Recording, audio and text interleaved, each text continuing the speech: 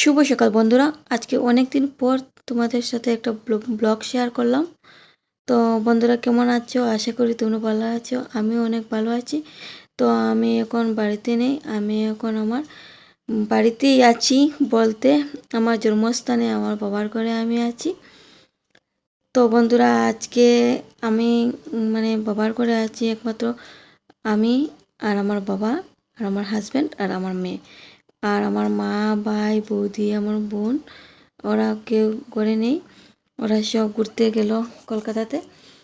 তো একদম ভালো লাগছে না, সকালবেলা ঘুম থেকে উঠে ভাবলাম আজকে একটা ব্লগ করি, একদম ভালো লাগছে না। তো মেয়েকে ঘুম থেকে উঠে মুখ ধুয়ে ব্রাশ করিয়ে ওকে ক্রিম এখন লাগিয়ে দেব।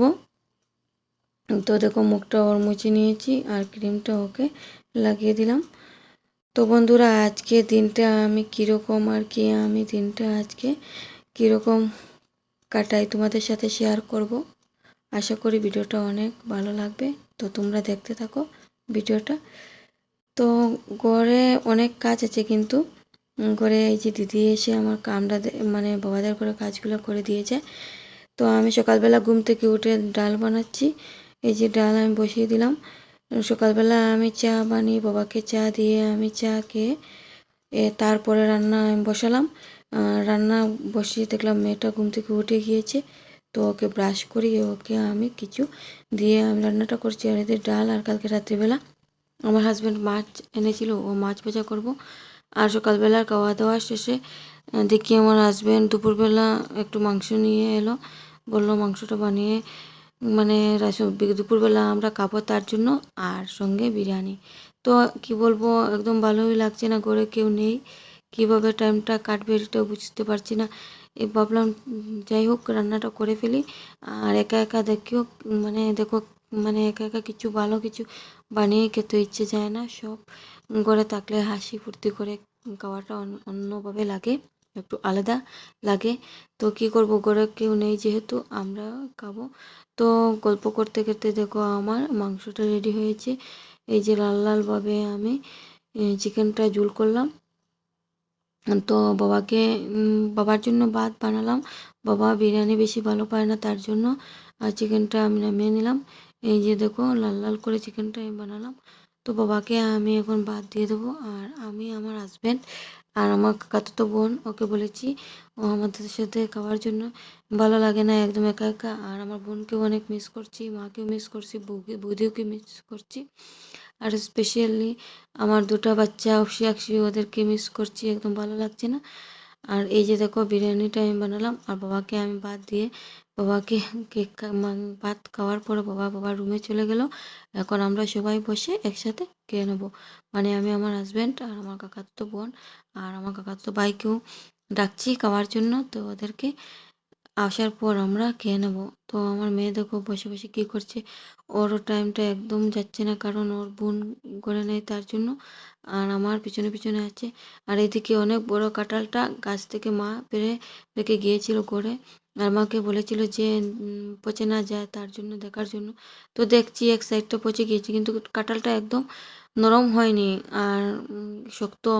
কিন্তু দিদিকে আমি বললাম দেখো দাদি কেটে ও ভিতরটা কীরকম। তো ভিতরটা এক সাইড ভালো আছে, ভালো আর কি ছিল, তার জন্য দিদি দেখো ভাঙতেই পারছে না, অনেক শক্ত। কিন্তু কাঁঠালটা একদম টেস্টি ছিল না, একদমই টেস্টি না, কি বলবো। মিষ্টি তো এক মানে এক ফোঁটা মিষ্টি নেই। আর মানে শক্ত, পুরাটাই শক্ত। তো আমি দিদিকে বললাম কাঁঠালটা ভেঙে ওর বিচিগুলা রেখে আর কাঁঠালটা ফেলে দেওয়ার জন্য। আর দিদি বললাম তোমার যদি খেতে ইচ্ছে যায় তাহলে খেয়ে নিও, আর বাবাকে তো কাঁঠাল দেবো না, তার বাবার সুগার, তার জন্য।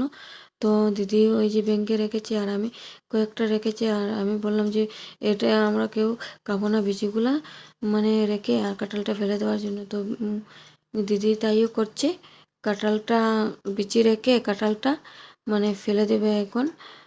আর আমার এই যে মাছ, আমার মাছটা আমি যখন, একটাই মাছ আছে, বড়টা আমার আর ছোটোটা আমার বোনের। তো আমি আসার জন্য সময় আমার মাছটা নিয়ে এসেছি। আর আমার মাছটারে আমার বোনের মাছ একবারে শান্তি দিচ্ছে না। ওই যেরকমই আসার পর আমাকে শান্তি দেয় না, সেমভাবে আমার মাছটাকে অনবরত মেরে যাচ্ছে। দেখো ছোটো মাছটা, মানে আমার বোন আমার সাথে যেভাবে লাগে সেইভাবে। তো আমি ভাবছি ওদেরকে আলাদা করব। আর আমার মাছটা রেখে আসিনি, কারণ ও আমি যারা থাকবে না তার জন্য। আর আমার হাজব্যান্ডকে বলেছিলাম আমার মাছটার জল বদলানোর জন্য, ও বদলাতে আমার মাছটার বাওয়াল ফেটে দিল, বাওয়ালটা আর কি ফাটিয়ে দিয়েছে। আর তার জন্য। আর এইদিকে দেখো পুজো দেওয়া শেষ, স্নান করে পুজো দিয়ে দিলাম স্নান করে। আর এখন আমি পুজো দিয়ে আমার মেয়েকে ভাত খাইয়ে, আমি আমার হাজব্যান্ড ভাত খাইয়ে, ভাত খাওয়া কী বলবো, ভাত তো খাইয়ে নিয়েছি আগে। এই টাইম পরে পুজো দেওয়ার পরে ভাত খেয়েছি, এই টাইম পরে আর কি ভিডিওর মধ্যে একটু উলট পালট হয়ে গিয়েছি, পরে দিলাম। আর এখন একটু ছাদে যাব কাপড়টা আনার জন্য। তো আমাদের ছাদের না ভিউটা অনেক সুন্দর হয়েছে, এখন বিকেল হয়ে যাচ্ছে, অনেকটা সুন্দর ভিউ। তো কাপড় আমি তুলতে তুলতে একটু ভিডিও করেছিলাম। দেখো নদী আমাদের সামনে ছাদে থেকে দেখা যায়, এটা হলো বরাক নদী। আর এদিকে বড়াইল পাহাড় যে বলে, এটা দেখা যায় ছাদ থেকে, অনেক সুন্দর ভিউ।